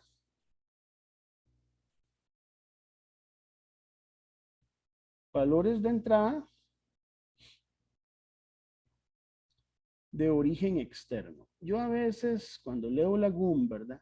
Yo trato de ubicarme un poco en la época en que fue escrita, ¿verdad? Donde no tenemos tal vez el acceso a tecnología e información que tenemos ahora, ¿verdad? Y muchas veces el tener cierta información no estaba tan, digamos, no era algo tan común. Entonces, quiero que leamos con cierto criterio lo que la GUM nos dice, ¿verdad? En esta parte de origen externo. Entonces, vamos a verlo por ahí. Ahí les estoy proyectando la GUM. Dice, un valor de origen externo para una magnitud de entrada es aquel que no ha sido estimado en el curso de una medición dada, sino que ha sido obtenido fuera de esta. Es decir, es algo que usted no mide en el laboratorio, sino que usted lo toma de afuera. Usted lo toma de alguna otra fuente, digámoslo así, ¿verdad? Como resultado de una evaluación independiente. Tal valor de origen externo viene frecuentemente acompañado por una indicación de algún tipo acerca de su incertidumbre. Es decir, esto es como lo deseable, ¿verdad? Usted llega y toma un valor por fuera, toma un valor de referencia y usted esperaría que frecuentemente, ¿verdad? Frecuentemente venga acompañado con algún tipo, alguna indicación, alguna señal, alguna explicación, la mínima que sea con respecto a la incertidumbre, ¿verdad? Usted lee la GUM y de repente usted dice, bueno, parece que la GUM es muy crédula, ¿verdad? En ese sentido. Podría ser que no tenga ese valor, podría ser que sí, ¿verdad? La incertidumbre puede venir dada, por ejemplo, por una desviación típica, por un múltiplo de esta desviación típica, o sea, que venga con un K igual 2 o lo que fuera, o por una semiamplitud de un intervalo con una confianza, ¿verdad? Entonces, bueno, eso es lo que dice. Ahora, chicos, en la realidad, yo les digo, difícilmente te dan tanta información. Difícilmente te dan tanta información de una fuente que usted toma externamente. Entonces aquí viene la GUM y nos dice lo siguiente, vea qué interesante. Alternativamente pueden darse los límites superior e inferior. O también no darse ninguna información acerca de la incertidumbre. Entonces aquí, si usted lee esto, usted dice, mira, ya la GUM cae en el tema más realista, que a mí no me den nada de la incertidumbre, que solamente tenga un valor y qué hago con ese caso, ¿verdad? En este último caso, los usuarios de dicho valor deben emplear su propio conocimiento sobre la posible magnitud de incertidumbre en función de la magnitud, la fiabilidad de la fuente, las incertidumbres obtenidas en la práctica para tales magnitudes, etcétera. O sea, ¿cómo lo interpreto yo? No sé cómo lo interpretan ustedes, ¿verdad? Pero yo lo interpretaría que es, bueno, esperemos, mantengamos la fe en que el dato externo que usted toma tenga alguna información de la incertidumbre. Si no la tiene, por lo menos ve a ver si tiene límite superior e inferior. Y si no los tiene, le pasamos la bola al metrólogo y ve a ver qué hace. Ve a ver, revise la naturaleza, ve a ver la fiabilidad de la fuente, ve a ver qué cosas, qué información tiene usted para darse una idea de cuáles son los límites superiores o inferiores para ese valor externo y de ahí poder obtener una incertidumbre, ¿verdad? Eso es lo que dicen, ¿verdad? Yo no sé si a ustedes les parece algo irresponsable que la guía de estimación de incertidumbres mundial le diga a ustedes. Pero bueno, eso es lo que dice la guía de estimación de incertidumbres. Hablan un poquito aquí que algunos laboratorios han adoptado la práctica de expresar la incertidumbre con límites superior, inferior, en un intervalo de confianza, un mínimo con un 95%, etcétera, ¿verdad? Se habla también de lo que llaman una incertidumbre segura, ¿verdad? Etcétera. Pero digamos que eso no es lo importante. Me interesa más esta parte que ellos están diciendo aquí, que yo creo que es con lo que nos vamos a quedar. Esas tres líneas que para mí son como epifánicas, diría yo, ¿verdad? Que dice así: algunas incertidumbres se dan simplemente como límites extremos entre los que están comprendidos todos los valores de una magnitud. La práctica habitual, o sea, cuando ustedes dicen la práctica habitual, yo no sé cómo lo interpretan. Eso es como cuando usted llega a un país, a una sociedad y ve que toda la gente hace las cosas de una manera, de lo más lógico es que usted las haga igual, ¿verdad? ¿Está bien o mal? Bueno, la gente las hace así. Posiblemente algo tendrán que estar haciendo bien, ¿verdad? Pero eso es lo que dice. La práctica habitual es suponer que todos los valores comprendidos entre dichos límites son igualmente probables, es decir, función de distribución rectangular, ¿verdad? A ver, ella lo que te dice ahí, la GUM, es que lo práctico, ¿verdad? Lo más práctico, lo que usualmente se toma cuando usted sabe cuáles son los valores límites es eso. Es justamente considerar que sigue una distribución rectangular. Después echa una habladita aquí, ¿verdad? Que hey, puede eso no adoptarse si usted tiene un poquito más de información del intervalo, si usted tiene un nivel de confianza, si usted puede suponer que sigue una distribución normal o si tiene, digamos, una probabilidad de cobertura del 99,73%, donde ahí el factor de cobertura es K igual 3, o si puede suponer que es triangular. Es decir, es como que te tira la recomendación y después te tira el montón de peros, ¿verdad? Si usted tiene más información. Eso es lo que dice, ¿verdad? No sé cómo lo sienten ustedes, chicos. De repente a mí no me gusta leerlo porque yo leo la GUM y en vez de aclararme cosas, lo que a veces me dice es de que haga lo que uno quiera, ¿verdad? Sin embargo, yo aquí voy a hacerles un consejo y una recomendación personal, ya que la GUM no me lo da, digamos, tan explícito. Yo les voy a hacer una recomendación personal. Cuando ustedes tengan datos de origen externo, quedémonos con esta frase. Habitualmente se consideran que sigue una distribución rectangular. En el caso que usted tenga límite superior e inferior, ¿verdad? ¿Qué es lo que usualmente uno tiene? ¿Verdad? Entonces eso es lo que nos dice a nosotros la GUM un poco. Entonces, por ejemplo, cuando usted tiene cuestiones como efecto paralaje, yo no sé si alguien sabe qué es el efecto paralaje. Eso lo vamos a estar discutiendo por acá. La GUM no dice nada del efecto paralaje, ¿verdad? Pero el efecto paralaje se da, por ejemplo, en ciertos indicadores analógicos, ¿verdad? En general, en todos los instrumentos analógicos, donde usted tiene un indicador y tiene una carátula. Pero resulta que este indicador está a una cierta altura de la carátula. Si yo la coloco de canto de la carátula, aquí está la aguja del indicador, exagerada un poco, ¿verdad?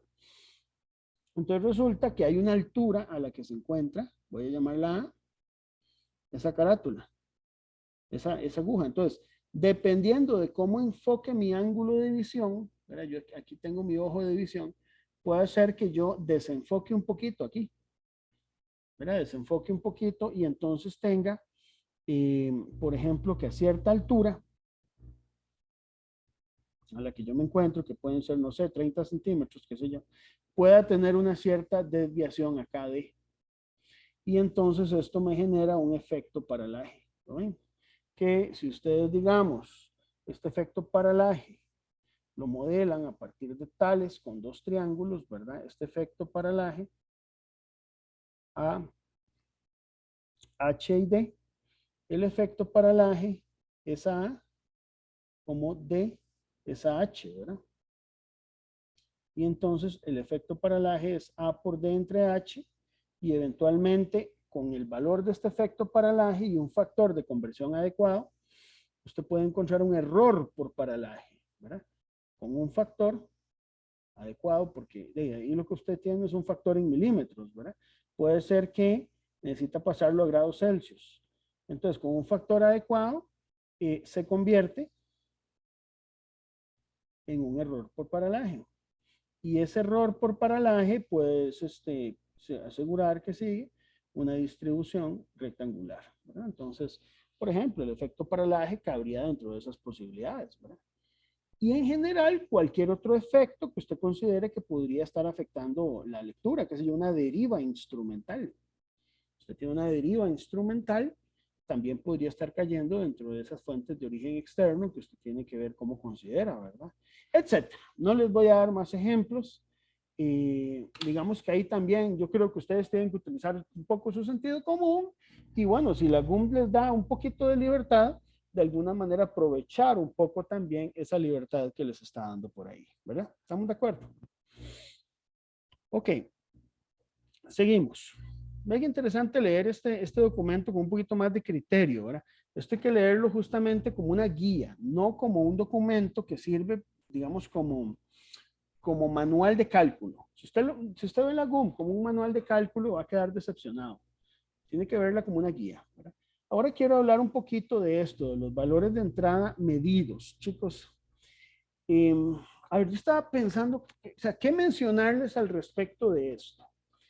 Y esto, pues, son cosas que posiblemente fueron escritas porque en la práctica hay aplicaciones donde donde esto se da. A veces usted llega y tiene que realizar una medición y solamente puedes tomar una única lectura. Nada más, usted pudo tomar un único valor en su experimento, ¿verdad? Eh, y ese valor que usted toma, lo toma de un instrumento de medida que, bueno, usted mínimamente ha pensado en que ha estado calibrado. Y ha sido calibrado contra un patrón de baja incertidumbre, ¿verdad? Cuando, digamos, usted tiene este tipo de mediciones en las que no hay mucha información, ¿verdad? Pero usted sabe que podría haber habido una repetibilidad importante, entonces uno le tira de alguna manera, eh, digamos, apuesta a que la incertidumbre por repetibilidad pueda ser la que más esté afectando tu valor. Eso no siempre es válido, pero muchas veces se utiliza, ¿verdad? Entonces vamos a ver. Les explico un poco qué es lo que siento yo, por lo menos, de cuando yo leo esa parte de la GUM y hablan de valores de entrada medidos. Voy a ponerlo aquí como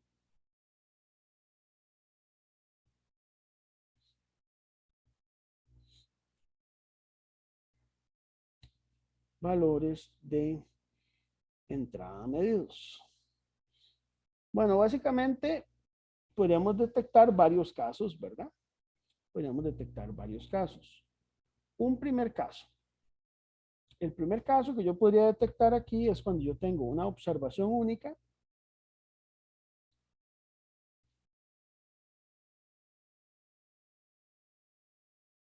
¿verdad? Y tengo el instrumento calibrado. Entonces, bueno, no sé, tal vez si alguno de ustedes alguna vez ha llevado un curso de química analítica, los químicos analíticos hacen algo muy interesante.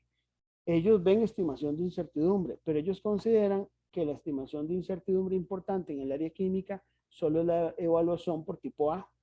Entonces, usted puede suponer bajo ciertas condiciones, si el método tiene cierto ruido causado por el efecto de la repetibilidad, que solo la evaluación por tipo A es importante. Entonces usted utiliza técnicas donde usted evalúa la repetibilidad o la reproducibilidad del método, ¿verdad?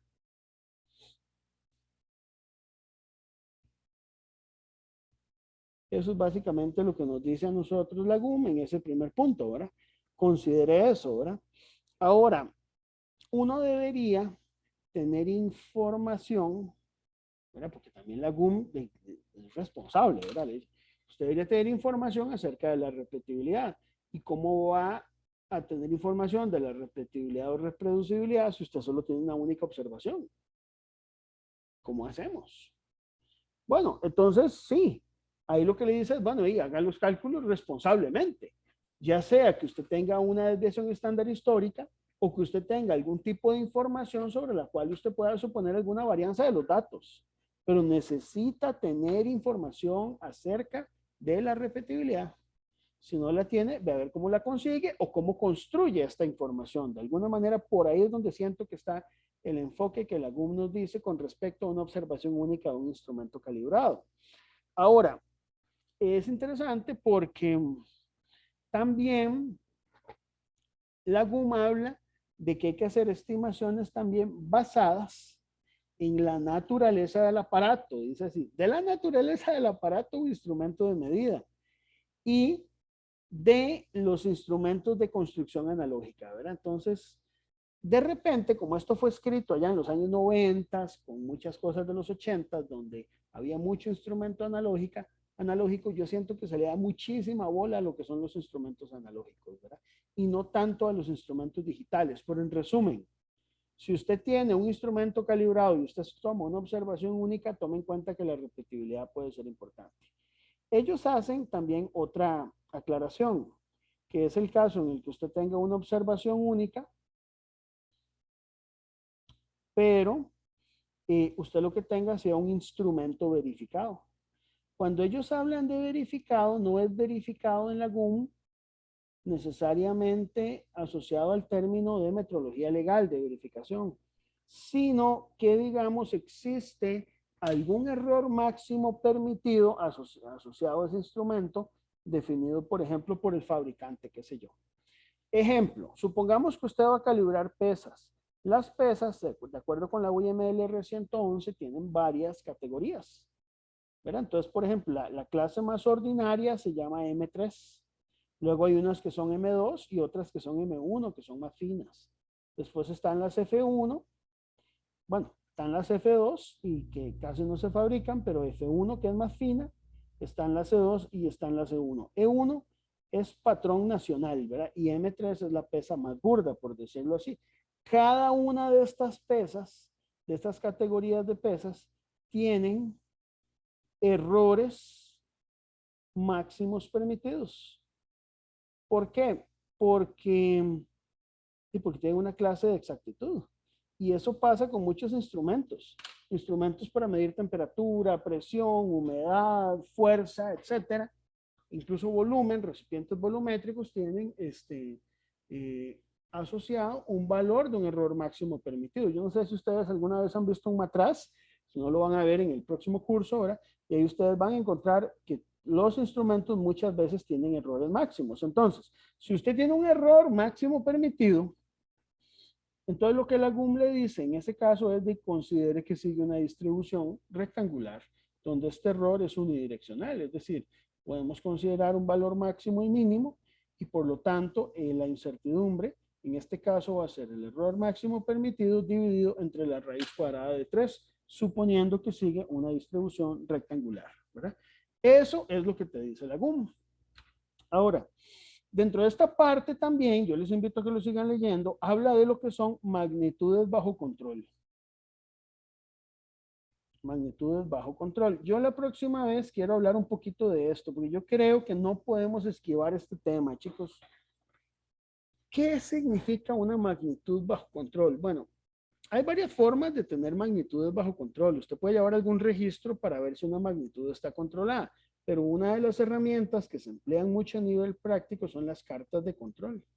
Y yo creo que no podemos, digamos, llevar un curso de análisis de incertidumbre sin saber qué es una carta de control y cómo se construye. Entonces eso lo vamos a estar viendo justamente por acá, las cartas de control, ¿verdad? Les resumo, la carta de control se utiliza en ciertos fenómenos donde existe variabilidad. Entonces usted tiene, digamos, lo que se llaman subgrupos racionales, donde usted, por ejemplo, en un subgrupo racional toma varias mediciones, digamos, de una muestra, calcula un promedio y calcula un rango. El rango es la diferencia entre el valor máximo y mínimo de esa muestra, ¿verdad? Y eso lo repite para un segundo subgrupo racional, hace un segundo muestreo, saca un segundo promedio, un segundo rango y así sucesivamente hasta llegar a una cantidad, no sé, n de muestras, ¿verdad? Entonces tiene un promedio n y tiene un rango n. Tenemos un promedio mancomunado y tenemos un promedio de rangos. Con estos promedios usted puede construir cartas de control. Se construye una carta que se llama la carta de control de medias, donde la carta de control de medias usted define un límite superior de control y un límite inferior de control. Típicamente estos límites superiores de control e inferior de control se toman para una probabilidad del 99,73%. Era típicamente, no a un 95%. Y entonces usted empieza a dibujar puntos. Estos puntos no se dejan como puntos, sino que se unen con líneas y lo que usted necesita ver ahí es un comportamiento aleatorio. Si usted, por ejemplo, empieza a distinguir que los puntos aumentan, por ejemplo así, este proceso está fuera de control, porque hay un aumento sistemático en una variable, aunque todavía no se haya salido de control. Claro, en el momento en que ya un punto queda fuera, entonces ya esto puede estar fuera de control. Ahora, si ese punto está fuera, pero el próximo está dentro, puede ser que el proceso no esté fuera de control, que sea una cuestión más estocástica. Si este punto ocurre solo en el 0,03% de las veces, entonces usted puede decir que el proceso puede estar bajo control, ¿verdad? Sin embargo, un comportamiento como este implica que está fuera de control. Si hay varios puntos que se salen, digamos, si qué sé yo, después de aquí volvemos a tener un punto que está acá, ¿verdad? Por ejemplo, esto está fuera de control. Porque ya tenés puntos muy seguidos que se están saliendo de los límites de control inferior o superior. Esto es lo que llamamos nosotros la carta de control de rangos. La carta de control de rangos. Perdón, de control de medias. Disculpen, no es de rangos. Hay otra que es la carta de control de rangos. La carta de control de rangos también define un límite inferior de control que usualmente tiende a ser 0, ¿verdad? Y un límite superior de control que me define a mí un rango máximo. Y entonces también de la misma manera yo empiezo a graficar y si en algún momento un punto me da fuera, pues el proceso ahí está fuera de control. La carta de control de rangos me mide a mí la dispersión. ¿Verdad? Entonces la carta de control de rangos me mide dispersión. Ahora, aquí es interesante. Hay procesos que por su naturaleza pueden ser solo controlados por medias. Hay procesos que solo pueden ser controlados por cartas de rangos. Y hay procesos que están controlados por ambas cartas.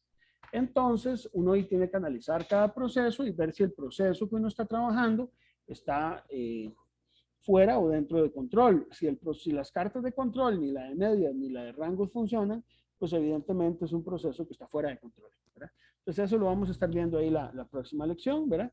Y luego voy a nada más mencionarlo, porque esto también queda para la próxima lección, lo que son las distribuciones asimétricas, como por ejemplo el error de coseno. El error de coseno es algo que vamos a estar trabajando. Sobre todo, ¿a qué se refiere el error de coseno? Cuando usted tiene, por ejemplo, una regla, la puede calibrar contra otra regla, pero esta segunda regla tiene una pequeña desviación. Voy a exagerarla un poquito, que a veces es inevitable, ¿verdad? Y que está asociada justamente a un ángulo entre ellas dos. Voy a llamarlo beta. Entonces resulta que la lectura que usted tiene aquí, esta L, no es igual que esta L'. ¿No es? Para un mismo punto, resulta que L' es mayor que L. ¿Verdad? Entonces ahí estamos teniendo un problema. Es asimétrica. Siempre el L' va a ser mayor que L.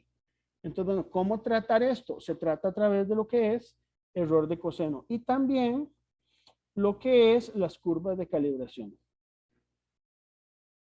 Curvas de calibración. Esto también lo vamos a ver por aquí. Es decir, si yo tengo, por ejemplo, información del comportamiento, por decir algo, de la corrección o del error de indicación de un instrumento, como función de la indicación, por decir algo, tengo una curva que me dice a mí cuál es el comportamiento de los puntos de un instrumento de medida.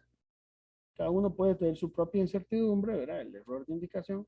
Yo podría predecir el error de indicación en distintos puntos de esa curva. Si yo tengo un comportamiento, de alguna manera, digamos que sigue alguna tendencia, ¿verdad?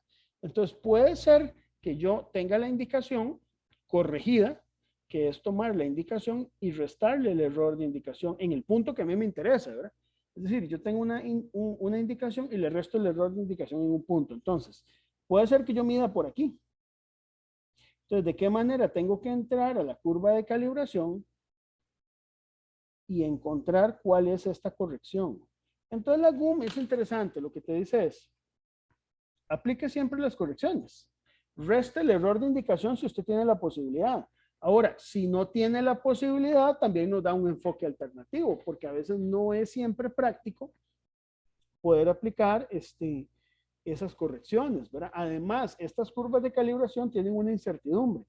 Y entonces lo que nos dice la GUM es, bueno, y en el caso que usted no pueda corregir esa incertidumbre, haga lo que hemos hecho en el curso, ¿verdad? Que es tomar el valor absoluto del error de indicación, sumarle la incertidumbre de calibración y considerar esa como una incertidumbre con el mismo factor de cobertura que tenía la de calibración, que si este es K igual 2, esta suma de estas dos cosas seguirá conservando el K igual 2 también y seguirá siendo una distribución normal. Eso nos dice a nosotros justamente la GUM en el caso que nosotros no podamos aplicar las curvas de calibración, ¿verdad? Por último, esa sección, chicos, acá la sección F, ¿verdad? Vamos a ver con más detalle la próxima lección, digamos, ya lo que es lo del error de coseno, porque la GUM lo tiene medio oscuro, pero voy a tratar de dilucidar un poquitito cómo trabajar eso del error de coseno. Eso sí le quiero dedicar un buen tiempo. Igual lo de correcciones, quiero dedicarle un buen tiempo. Eso va a quedar para la próxima lección. Pero sí les dejo de lectura individual esto, que es la incertidumbre debido a la muestra, ¿verdad? Esto sobre todo se utiliza mucho en ensayos, ¿verdad? Entonces, sí, hay una incertidumbre asociada justamente al tipo de muestreo, ¿verdad? De alguna manera, digamos, no podemos ser tan pretenciosos de pensar que, digamos, simplemente tomar un conjunto de datos de alguna manera que yo considere aleatoria sea suficiente para considerar que esa muestra sea representativa. Puede ser que no. Entonces, nos llama a nosotros a reflexionar un poquito más sobre el proceso de muestreo. ¿Cómo sabes que esas muestras que estamos tomando realmente son muestras adecuadas, que representan a la población de datos sobre la que nosotros estamos trabajando, ¿verdad? Entonces, me parece que te invita a reflexionar un poco por ahí, ¿verdad? Y se mete un poco con el hecho de que también hay que entender que pueden haber efectos de magnitudes de influencia, que por ahí pueden ser importantes, ¿verdad? Y nos invita a pensar un poquito también en el proceso de muestreo. Yo no le voy a gastar mucho tiempo a eso, ¿verdad? Yo creo que hay otras cosas más que podemos ver, pero sí es importante que lo lean. Yo sí quisiera que ustedes agarren ahora, yo les dije desde el principio del curso, ahora agarren la GUM y háganla su propio documento. No es solo para este curso, sino un documento que les sirva a ustedes como referencia y que es bueno estar revisando cada cierto tiempo y que es bueno pensarlo desde la intención con la cual la GUM fue escrita. No solamente qué es lo que dice, sino con qué intención fue escrita, ¿verdad? Pero sí, ese anexo F me parece importante. Entonces, lo que es error de coseno y lo que son curvas de calibración para, digamos, instrumentos de medida, lo vamos a dejar para el próximo jueves por ahí. Eso lo quiero ver ahí con un poquito más de detalle. ¿Está bien? No sé si hay alguna pregunta con lo que hemos visto hoy, chicos. El jueves espero ya hablar un poquito de los lineamientos del proyecto, ¿verdad? Y ir empezando un poquito ya a darle forma a esta segunda parte del curso, ¿verdad? Que me interesa sobre todo ir viendo qué problemas podríamos ir resolviendo para el proyecto. Hay algunos por ahí propuestos que yo tengo, ¿verdad? Y también si hay problemas de interés personal, digamos que a ustedes les gustaría pues, meterse un poco por ahí, también yo creo que es importante que lo vayamos hablando. El proyecto, si alguien quiere hacerlo individual, no tengo ningún problema, pero me avisa. Eso sí, ¿verdad? Eso sí, no hay ningún problema. Yo sí voy a limitar el tamaño de grupo también a los proyectos. Ahí déjenme pensarlo un momentito en estos días y el jueves ahí yo les estaré dando la guía ya un poco, empezar a conversarla y eventualmente ya darles un formato para que ustedes puedan ir redactando el informe final del proyecto con bastante tiempo, ¿verdad? ¿Está bien? Y también los lineamientos de cómo lo vamos a presentar. Eso también tenemos que irlo viendo por ahí un poco, ¿verdad? Yo había pensado en hacer un video corto, que ustedes grabaran un video corto con la presentación, ¿verdad? Pero ahí vemos, a ver, ahí vemos. Déjenme darle un poquito más de vueltas, porque tampoco la idea mía es recargarlos de trabajo demasiado. Me interesa más el informe que ustedes me presenten que la presentación en sí, ¿verdad? Entonces, si ustedes presentan un buen informe, yo me daría contento, ¿verdad? Sin embargo, para socializarlo no está nada mal hacer pues una presentación y socializarla también. Sin embargo, el tema está en cuáles van a ser las restricciones sanitarias que nos vayan a poner. Entonces, por eso es que no tengo total libertad todavía para elegir eso. Entonces, les pido ahí un poquito de paciencia, a que haya ya un poco más de claridad en ese tema, ¿verdad? ¿Está bien? ¿Algo más, chicos? Sí, ¿Estamos? estamos, profe, pura vida. Bueno, muchísimas gracias. Vean, de verdad, voy a parar aquí la grabación